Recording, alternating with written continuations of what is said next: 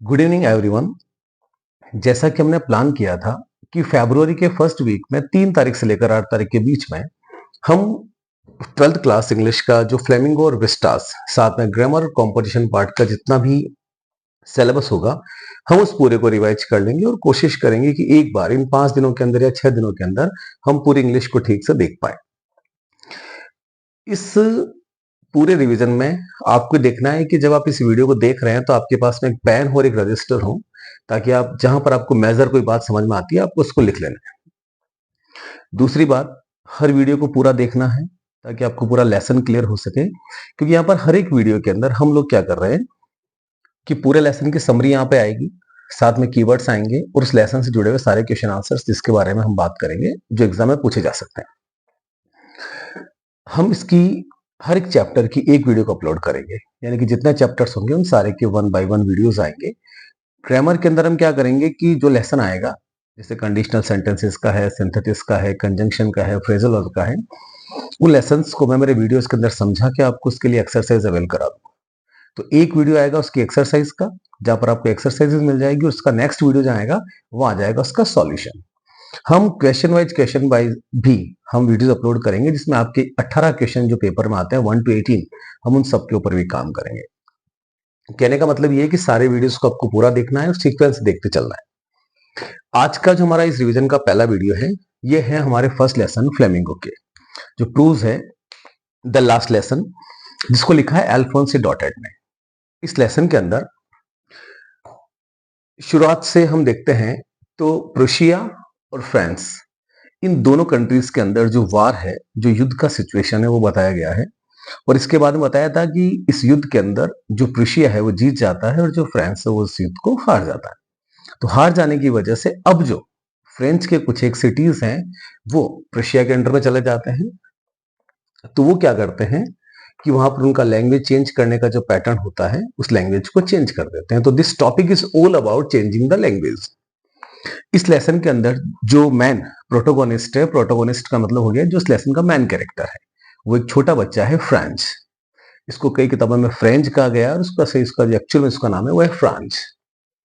इस लेसन के अंदर ये जो बच्चा है यही इस लेसन का मैन कैरेक्टर है और यही इस लेसन का पूरा नरेटर है।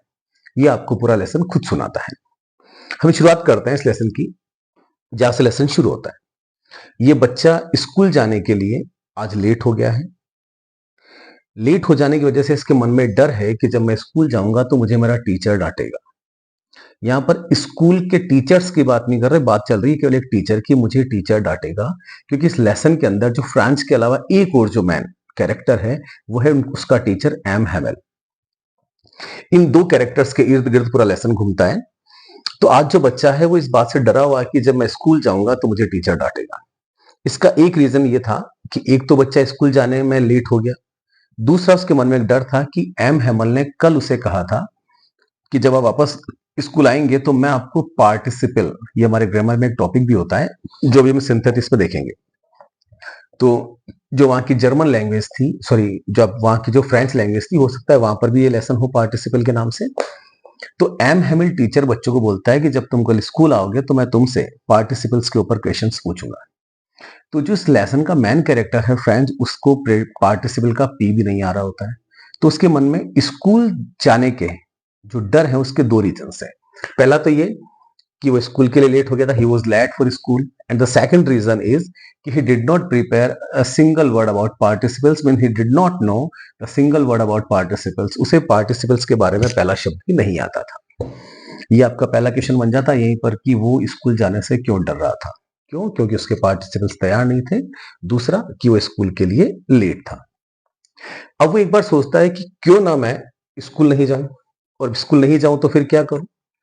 दिन अच्छा था उस दिन, अच्छे दिन के लिए यहाँ पे वर्ड आया वार्म एंड ब्राइट। अच्छा दिन होता है तो सोचता है कि आज मैं स्कूल नहीं जाता। तो वो जो स्कूल नहीं जाएगा तो ऐसी क्या चीज थी जो उसको टेम्प्ट करती है। टेम्प्ट का मतलब होती है जो उसको ललचाती है कि जब मैं स्कूल नहीं जाऊंगा तो मैं कहां पर अपना टाइम स्पेंड करूंगा। तो वो चीजें क्या थी जो उसको टेम्प्ट करती है। तो टेम्प्ट करती है तो पहली चीज तो ये थी कि वुड्स, वुड्स का मीन्स हो गया जंगल, जहां पर जो बर्ड्स की चिरपिंग है, जो बर्ड्स का चहचहाना है, वो उसको टेम्प्ट करता है। दूसरा होता है सॉ मिल, सॉ मिल का मतलब हो गया आरा मशीन, जहां पर लकड़ियों का काम होता है। वहां पर जो पर्शियन सोल्जर्स है वो ड्रिल कर रहे हैं, ड्रिल का मतलब एक्सरसाइज कर रहे हैं। दिन अच्छा था।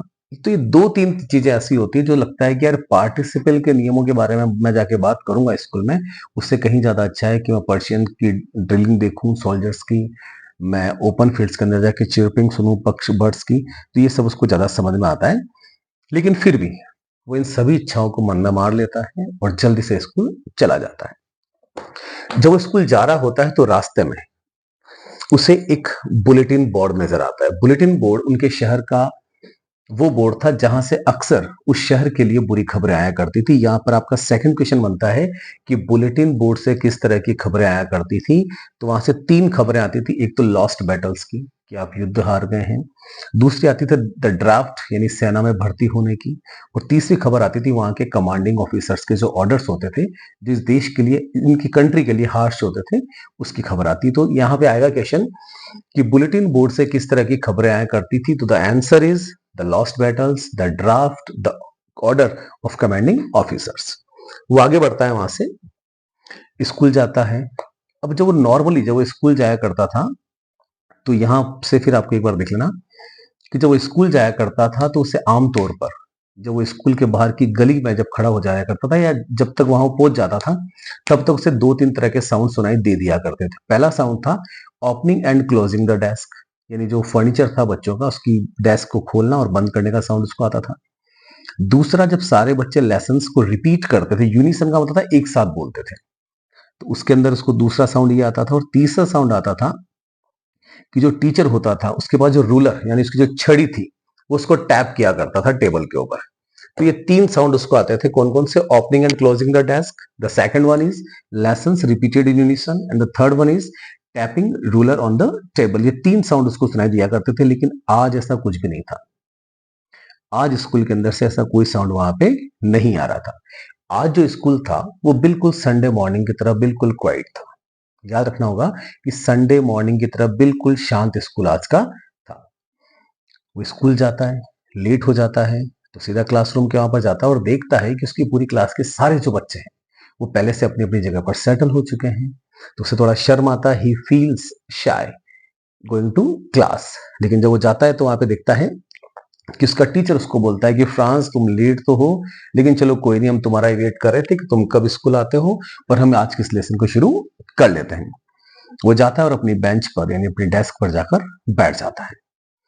आज वो देखता है, एक तो पहला सरप्राइज उसके लिए था कि आज पूरा स्कूल संडे मॉर्निंग की तरह बिल्कुल क्वाइट था।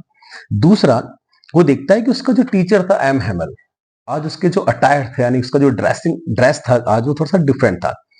आज उसने बहुत प्यारा सा ब्यूटीफुल ग्रीन कोट पहन रखा था, उसने बिल्कुल फ्रिल्ड शर्ट उसने पहन रखा था, ब्लैक सिल्क कैप उसने लगा रखी थी। तो सारी की सारी जो चीजें उसने पहन रखी थी वो सारी की सारी एम्ब्रॉयडर्ड थी। आमतौर पर वो टीचर इन कपड़ों को सिर्फ साल के 2 दिनों में पहना करता था।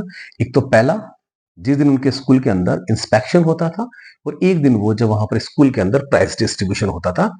वो सिर्फ इन 2 दिनों पर इन ड्रेसेस को पहना करता। तो ये उसके लिए दूसरा सरप्राइज था कि स्कूल एक तो बिल्कुल क्वाइट था, दूसरा कि आज टीचर के जो ड्रेस था वो बिल्कुल डिफरेंट था। तो उसके मन में चलता है कि यार ये ऐसा क्यों हो रहा है। चलिए कोई बात नहीं, वो अपनी क्लास में जाकर सेटल हो जाता है। अब वो देखता है कि एक और बड़ा सरप्राइज उसके लिए आता है, और यहाँ से क्वेश्चन ही बनेगा। वो देखता है कि उसकी क्लास की जो बैक बेंचेस हैं जो आमतौर पर खाली रहा करती थी, आज उसके ऊपर गांव के कुछ लोग बैठे हैं। उन लोगों के अंदर ओल्ड हॉसर था, जिसने 3 कॉर्नर हेट लगा रखी थी। फॉर्मर मेयर था, यानी शहर का पुराना, जिसके पहले जो अभी मेयर है उसके पहले वाला वहां पर मेयर था। फॉर्मर पोस्ट मास्टर था, कुछ एक वहां पे गांव के लोग वहां पर क्लासरूम के अंदर बैक बेंचेस पर बैठे थे। तो आज उसके लिए 3 चीजें हो गई। पहला, the school was quite like Sunday morning. The second thing was the teacher had dressed up differently. The third one is all the villagers were sitting on the back benches of the classroom. ये 3 चीजें उसके लिए अलग से हो जाती है। अब वो देखता है कि वो जो विलेजर्स आए हैं उनके पास में बुक्स भी है। जो होसर है उसके पास में, बताया था इस लेसन में कि उस होसर के पास में एक बुक भी है जो अपने साथ में लाया। उसको प्राइमर बुक कहते हैं। प्राइमर मतलब छोटे बच्चों की जो किताब होती है जो अपने साथ लेकर आया है। चलिए ठीक है। अब वो जब देखता है कि जो टीचर है वो क्लास में अप एंड डाउन करता है, और जाके एक बार अब टीचर खड़ा होकर बोलता है कि देखो बच्चों, बर्लिन से ऑर्डर आ गया है। ऑर्डर कहां से आया है? बर्लिन से, आप याद कर लीजिएगा। बर्लिन से ऑर्डर आया है कि अब स्कूल्स के अंदर जो फ्रांस की स्कूल्स है, अब वहां पर फ्रेंच लैंग्वेज को नहीं पढ़ाया जाएगा और उसकी बजाय अल्सिस और लॉरेन, अल्सिस और लॉरेंस के जो स्कूल है वहां पर अब जर्मन लैंग्वेज पढ़ाई जाएगी। इस अल्सेस को कई जगह अल्सा भी कहा गया है। अल्सा और लॉरेन की जो स्कूल्स है वहां पर अब फ्रेंच नहीं पढ़ाई जाएगी और जर्मन पढ़ाई जाएगी। और जो आपका नया टीचर है यानी एम हेमल के बाद जो टीचर पढ़ाने के लिए आएगा उनको जर्मन लैंग्वेज, वो कल यहाँ पे आ जाएगा। तो ये आज का जो लेसन है ये आपका फ्रेंच लैंग्वेज का लास्ट लेसन है। ये बात एम हेमल पूरी क्लास को बताता है, उसी क्लासरूम को जहां पर विलेजर्स भी बैठे हैं। ये जो वर्ड्स होते हैं ये उस फ्रांस के लिए बिल्कुल थंडर क्लेव, जैसे कि बादल गरज गया उसके ऊपर बिजली गिर गई हो, इस तरह से उसके ऊपर ऐसा लगता है उसको कि यार ये क्या, ये शब्द कितने हार्श है मेरे लिए। अब उसको समझ में आता है कि जब वो वहां से आ रहा था बुलेटिन बोर्ड से, तो आमतौर पर जिस बुलेटिन बोर्ड से बुरी खबरें आती थी और आज उसने आते हुए देखा भी था कि वहां पर भीड़ थी, तो अब उसको समझ में आता है कि बुलेटिन बोर्ड के वहां पर आज भीड़ क्यों थी, यानी कि आज वहां पर क्या न्यूज थी। अब उसको समझ में आ गया कि ये जो लैंग्वेज बदलने की जो न्यूज है ये वहीं पर लगी थी कि अब अल्सा और लॉरेन के स्कूल्स के अंदर फ्रेंच लैंग्वेज नहीं पढ़ाई जाएगी और वहां पर जर्मन लैंग्वेज पढ़ाई जाएगी। तो बुलेटिन बोर्ड पर पक्का यही खबर रही होगी। फ्रांस जो बच्चा था जिसको मैंने पहले ही बताया था कि वो आज स्कूल ही नहीं आना चाहता था, उसकी बजाय वो खेलने जाना चाहता था, like he was a careless boy. लेकिन जैसे वो इस बात को सुनता है, अचानक से उसके दिमाग में स्कूल को लेकर, यानी जहां पर उसका स्कूल आने का मन ही नहीं करता था, अब वो स्कूल उसे अचानक से अच्छी लगने लग जाती है। इस टीचर के लिए उससे पहले लगता था कि टीचर बहुत क्रैंकी है, क्रैंकी का मतलब सन की टीचर है। वो टीचर भी इसको अच्छा लगने लग जाता है क्योंकि इस टीचर की आज लास्ट क्लास है, कल ये टीचर भी चला जाएगा। तो अचानक से इस ऑर्डर के आने के बाद में फ्रांस के लिए इस टीचर के और स्कूल के जो मायने हैं वो बदल जाते हैं। अब उसे लगता है कि यार ये जो बुक्स थी जो आज के पहले मुझे मुझे अब वो मन ही मन सोचता है कि यार बड़ी मुश्किल से तो मुझे फ्रेंच लैंग्वेज जब समझ में आने लगी थी, और जब समझ में आने लगी है तो अचानक से इस टीचर के जाने का टाइम आ गया, इस लैंग्वेज के खत्म हो जाने का टाइम आया, लैंग्वेज के बदल जाने का टाइम आ गया है। तो उसे बहुत बुरा लगता है। अब उसे लगता है कि उसने अपना बहुत सारा टाइम बर्ड्स के एक को तलाश करने में खराब कर दिया। सार नदी के किनारे वो जाता था स्लाइड करने के लिए, वहां जाकर उसने खराब कर लिया। जो बुक्स मुझे आज से पहले बहुत हैवी लगती थी, नुइसेंस लगती थी, अब मुझे लगता है कि ये मेरी दोस्त बन गई है, तो मैं इन किताबों को कैसे छोड़ पाऊंगा। जो टीचर मुझे आज से पहले क्रैंक लगता था, अचानक से मुझे वो टीचर अच्छा लगने लगा। ये सारी चेंजेस फ्रांस अपने आप में महसूस करता है जैसे ही पता चलता है कि सब कुछ बदलने वाला है। अब वो सोचता है कि अब मुझे समझ में आया कि इस टीचर ने ये कपड़े क्यों पहने हैं, क्योंकि ये टीचर इस लैंग्वेज की रिस्पेक्ट में, इस भाषा के सम्मान में आज ये कपड़े पहन के आया है। और अब उसे समझ में आया कि गांव के लोग भी आज इस क्लास की बैक बेंचेस पर आकर क्यों बैठे हैं। इसके दो रीजन थे। एक तो गांव के लोग 40 साल से एम हेमल वहां पर उसी स्कूल में, सेम स्कूल में सर्विसेज दे रहा है, बहुत ड्यूटीफुल, बहुत ज्यादा फैथफुल सर्विस के लिए वो सारे गांव के लोग उस एम एमएल को थैंक बोलने आए थे। ये क्वेश्चन बनता है कि गांव के लोग वहां पर आकर क्यों बैठे थे, तो इसलिए आकर बैठे थे कि वो उस एम हेमल की 40 साल की फेथफुल सर्विस के लिए थैंक्स बोलने आए थे।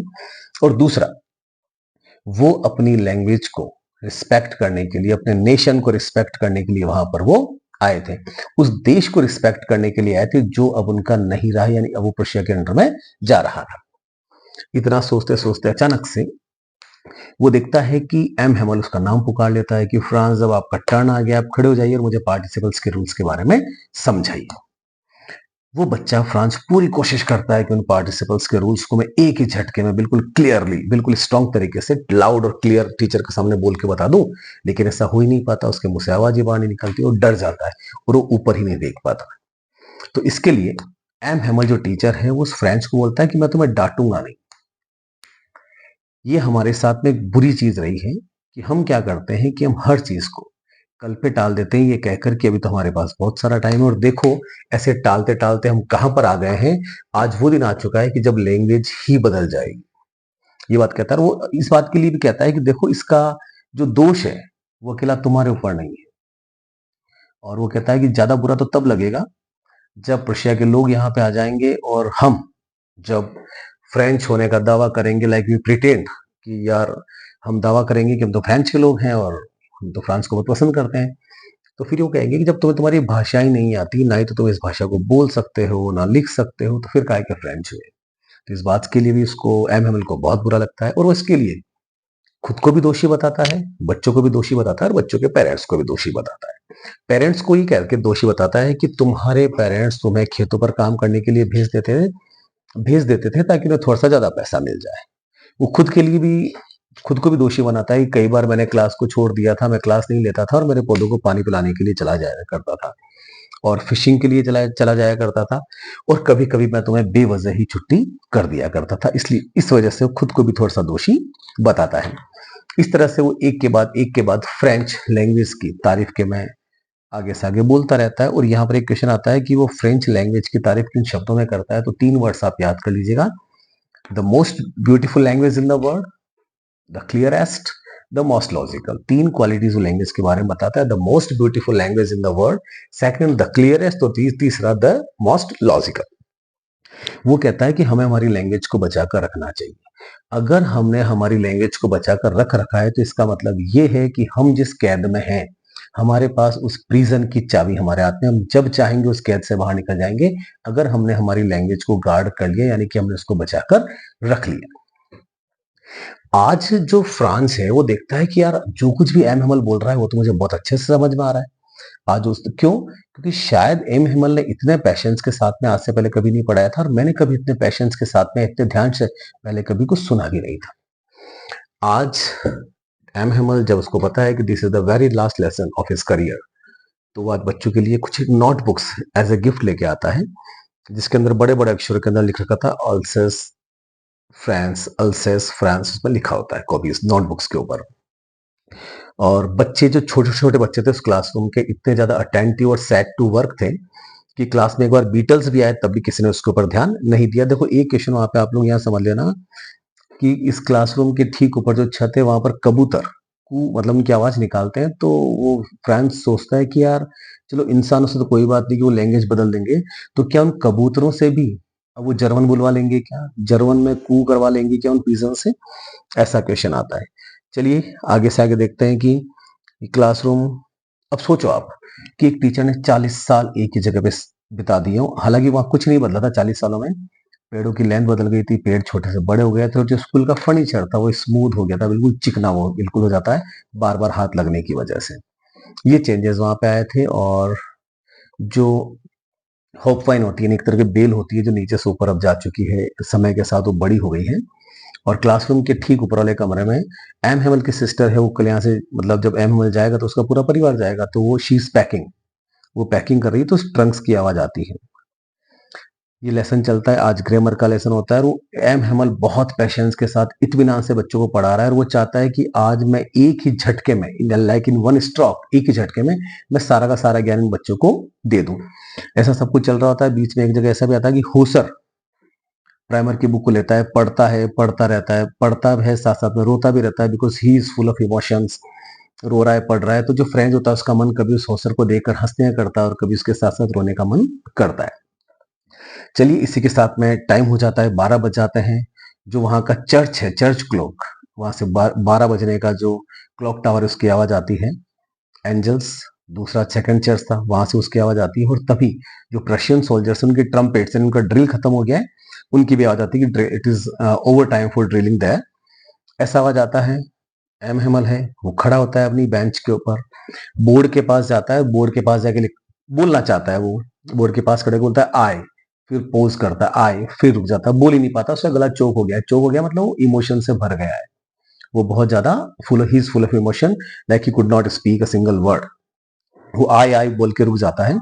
उसके बाद वो अब बोल नहीं पाता तो सोचता मैं लिख देता हूँ, ब्लैक बोर्ड के पास जाता है, एक चौक का टुकड़ा अपने हाथ में लेता है और अपनी पूरी माइट माइट का ताकत को इकट्ठा करता है और जितना बड़ा वो बोर्ड पे लिख सकता है वो लिखता है वाइवला फ्रांस। वाइवला फ्रांस का मतलब होता है लीव लॉन्ग फ्रांस, फ्रांस जिंदाबाद। ये कहता है, अभी भी नहीं बोल पाता, देन ही स्टॉप्ड, वो रुक जाता है, लीन हिज हेड, अपने हेड को लीन करता है यानी झुका देता है दीवार की तरफ और बिना बोले अपने हाथ से ही सिंपली मेड अ जेस्चर, अपने हाथ से एक इशारा करता है और बच्चों को बोलता है the school is dismissed, you may go. This is the topic. ये पूरा का पूरा लेसन है। लेसन सारा का सारा इसी बारे में था कि लैंग्वेज को हमें गार्ड करना चाहिए और लैंग्वेज की इंपॉर्टेंस के बारे में ये सारा का सारा था। देखिए, मैंने आपको इस पूरे लेसन की समरी आपको मैंने क्लियर करवा दी है। आई होप कि आपको समझ में आ गई होगी। मतलब मैं जब आपको पढ़ा रहा हूँ तो ये समझ लीजिए, अब मैं लाइन टू लाइन पढ़ाने की कोशिश कर रहा हूँ आपको। कैरेक्टर पर क्वेश्चन आ सकता है कि एम हैमल का कैरेक्टर या फिर फ्रांस का कैरेक्टर, दोनों में से किसी एक कैरेक्टर पर क्वेश्चन बन सकता है। कीवर्ड्स और क्वेश्चन आंसर जिसको रिटर्न फॉर्म में चाहिए, इस वीडियो के नीचे या तो डिस्क्रिप्शन में आ जाएंगे या फिर आप मेरे नंबर पर 9772809040 पर हाय, आपका नाम और आप जहां से भी इस वीडियो देख रहे हैं वहां से लिख के नाम लिख के भेज दें। मैं आपको इस चैप्टर के क्वेश्चन आंसर्स अवेल करवा दूंगा। अब बात करते हैं कि इसमें जो क्वेश्चन मतलब एक इसके लेसन का जो राइटर है चैप्टर का, उसको भी याद कर लेना। अल्फोंस से डॉटेड इसका राइटर है और जो सारा था वो मैंने आपको बता दिया इसके अंदर। अब इसके जो क्वेश्चन आंसर्स है वो हम देख लेते हैं कि कौन कौन से क्वेश्चन यहाँ से इसमें बनते हैं। देखिए, पहला क्वेश्चन इसके अंदर बनता है कि why did M Hamel say that it was his last lesson. वो ऐसा क्यों कहता है कि आज उसका लास्ट लेसन है? क्योंकि बर्लिन से ऑर्डर आया है कि अल्सेस एंड लॉरेन यानी अल्सा और लॉरेन के स्कूल्स के अंदर अब कल से जर्मन पढ़ाई जाएगी, फ्रेंच नहीं पढ़ाई जाएगी। और जब फ्रेंच नहीं पढ़ाई जाएगी तो एम हेमल का वहां पर कोई काम ही नहीं होगा, तो उसे जाना पड़ेगा और फिर जर्मन का नया टीचर कल आ जाएगा। सेकंड क्वेश्चन इससे बनता है कि what did French notice that was unusual about the school that day. उस दिन फ्रेंच ने यानी फ्रांस ने स्कूल में क्या अनयूजुअल देखा, नहीं जो आमतौर पर नहीं होता था। क्या था? स्कूल संडे मॉर्निंग की तरह था। विलेजर्स क्लासरूम में मतलब बैक बेंचेस पर बैठे थे और एम हेमल ने आज डिफरेंट तरह का ड्रेसअप कर रखा था। तीसरा था कि what sad news was written on the bulletin board as French pass the town hall. जब फ्रेंच टाउन हॉल से गुजर रहा था तो आप बुलेटिन बोर्ड पर क्या बुरी खबर थी? तो बुरी खबर क्या थी कि बर्लिन से ऑर्डर आ गया है कि अल्सो और लॉरेन की स्कूल्स के अंदर अब कल से जर्मन पढ़ाई जाएगी, फ्रेंच लैंग्वेज नहीं पढ़ाई जाएगी। What did French feeling about M Hamel and school change. उस फ्रेंच की जो फीलिंग थी वो एम हेमल को लेकर और स्कूल को लेकर बदल क्यों गई थी? कि जैसे उसको ये पता चला कि अब लास्ट लेसन है, उसके अचानक से फीलिंग बदल गई थी। वो स्कूल से प्यार करने लगा और एम हेमल को भी बहुत रिस्पेक्ट करने लगा और उससे भी प्यार करने लगा जब उसे पता चला कि ये लास्ट लेसन है। वो tempted little French to stay outside instead of attending school. School जाने की बजाय वो कौन सी चीजें थी जो बच्चे को, उसको फ्रेंच को टेम्प्ट कर रही थी, उसको ललचा रही थी कि मैं वहां नहीं जाता हूं। तो मैंने आपको बताया था वीडियो की शुरू में, एक तो दिन बहुत अच्छा था, बर्ड्स की चिरपिंग थी, पर्शियन सोल्जर्स की ड्रिलिंग थी और बस ये सारी चीजें थी। अगला था कि how was the class different that day. उस दिन क्लासरूम अलग कैसे दिख रहा था? कि विलेजर्स क्लास के पीछे आकर बैठ गए थे, पूरी पूरी क्लास बिल्कुल अटेंटिव थी, अटेंशन से पढ़ रही थी। ये सारा हमने देख लिया था। What were the mood in the classroom and M Hamel gave his last lesson. Class का मूड कैसा था? जो class was full of emotion, every was sad, हर कोई रो रहा था, इस तरह का क्लास का इमोशन था। How did French feel when M Hamel told them about the order from Berlin. जब बर्लिन एम हेमल ने बताया कि बर्लिन से ये ऑर्डर आया है कि लैंग्वेज बदल जाएगी, तो फ्रेंच का रिएक्शन कैसा था या उसको कैसा फील हुआ? तो उसको अच्छा फील नहीं हुआ। These words like thunder clap to him. ये शब्द उसके लिए बादलों की गर्जना के जैसे थे। नरेटर कौन था और वो उसे स्कूल जाने से पहले क्या तैयार करना था? Who was the narrator and what was he expected to be prepared with for school that day. उसे कौन सा चैप्टर तैयार करके जाना था? तो नरेटर कौन था? French was himself the narrator of this lesson और उसे पार्टिसिपल्स स्कूल के लिए तैयार करने थे। एम हेमल ने how did M Hamel say farewell to the students and the people of the town. कैसे उसने फेयरवेल दिया? कि उसने चौक का टुकड़ा लिया, बोर्ड पे गया और जाके जितना बड़ा वो लिख सकता था उसने लिखा वायोला फ्रांस, फ्रांस जिंदाबाद उसने लिखा। And he made a gesture with his hand कि द स्कूल इज डिसमिस्ड। इस तरह से, तो इस तरह से दिस इज द लेसन। ये आपका लेसन और इसके अलावा जो डिटेल होगा मैं आपको इसके अंदर बता दूंगा कि इसमें आपको कौन कौन से क्वेश्चन आंसर्स तैयार करने हैं, जो आपको इस लेसन के कीवर्ड्स और क्वेश्चन आंसर्स की आपको पीडीएफ में अवेल करा दूंगा, या तो इस वीडियो के नीचे डिस्क्रिप्शन में और या फिर मैंने आपको मेरा नंबर दिया था उस पर मुझसे कांटेक्ट कर लीजिएगा, मैं आपको भेज दूंगा। इसका अगला जो वीडियो आएगा वो आएगा लॉस्ट स्प्रिंग का। तो पूरा टाइम लेके इस वीडियो को देखना, अच्छे से समझना और किसी भी तरह की क्वेरी हो इंग्लिश सब्जेक्ट को लेकर, पूरे सिलेबस को लेकर, you can make a message to me and I will solve the problem. ये फर्स्ट लेसन आप कंप्लीट होता है। सेकंड अगले वीडियो मिलेंगे हम सेकंड लेसन को लेकर जिसका नाम होगा लॉस्ट स्प्रिंग। Thank you.